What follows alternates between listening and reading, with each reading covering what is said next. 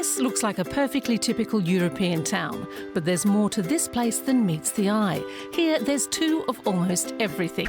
2 police units, 2 large churches, 2 post offices, 2 town halls, and 2 mayors. And inside some people's homes, there are even 2 countries. When my wife is cooking, it's Belgium, and when we eat, it's here, and that's Holland. Wait, what's going on here? Welcome to Baarle, a town divided between 2 countries in a confusing puzzle. Parts of it belong to the Netherlands, that's Baarle-Nassau, and the other parts belong to Belgium, Baarle-Hertog, but it's still one town. The community of 7,000 people straddles the border of both countries. The light green part belongs to the Netherlands, while the light pink spots are Belgian enclaves, parts of a country surrounded by another country. 1, 2, 3, 4, 5. 22 pieces of Belgium in the Netherlands. Willem van Gaal runs the tourism office.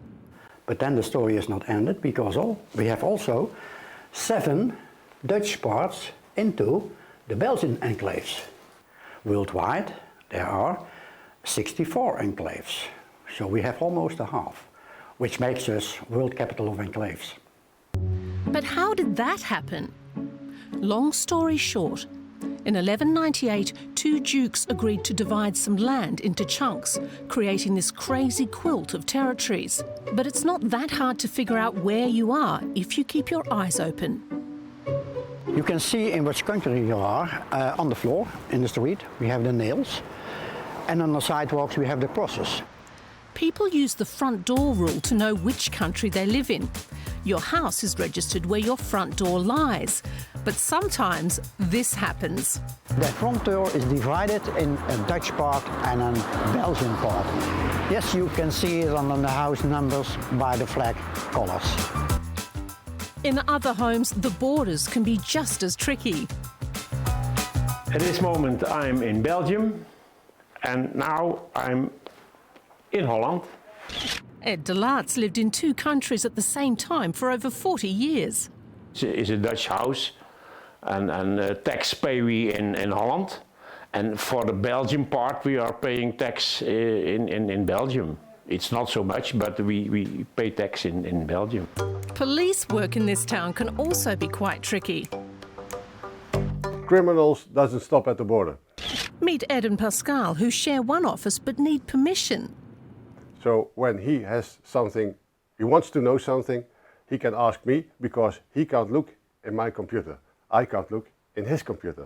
The town's 2 parts have to work together and find compromises. They want that to do that, and we want to do that. This is the mayor of Baarle-Hertog, Frans de Bont. And then we have to talk and we have to communicate, like in a marriage. There is one example during the corona pandemic. The Belgian measurements were different from the Dutch measurements. Marion de Hoorn-Welendhaaf is mayor of Baarle-Nassau.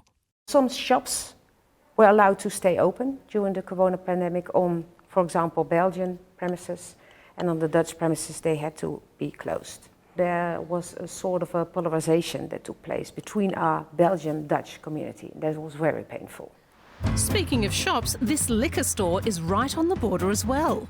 We have the store in Belgium because the cash register and the front door is in Belgium. Meet Pam. She's a store clerk. We do have 2 telephones, one for the Belgian people and one for the Dutch, so we have 2 numbers. Of course, there are also 2 drinking ages in Baarle. In the Netherlands, it's 18, and in Belgium, it's 16. Despite the differences, Baarleans know on which side of the border the grass is greener. The food in the Netherlands is cheaper and like supermarkets. Beer is cheaper in Belgium, cigarettes are cheaper in Belgium, so you have like the best of both. But no matter what side of the border they're on, people here laugh and live together as one community.